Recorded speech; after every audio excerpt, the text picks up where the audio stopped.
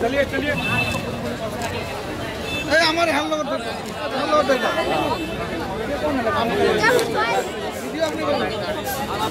हरे कृष्णा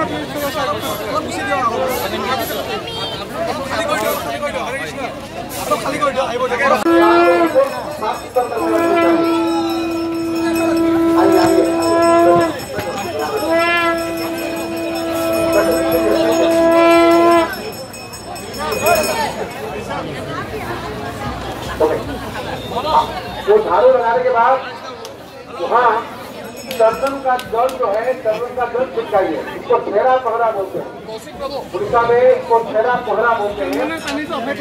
जैसे सुबह उठ करके हम लोग गोबर के पानी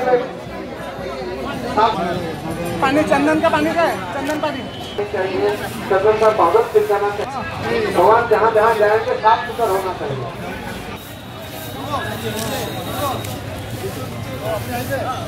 आज सारे विश्व में सभी बड़े बड़े लोग आते हैं।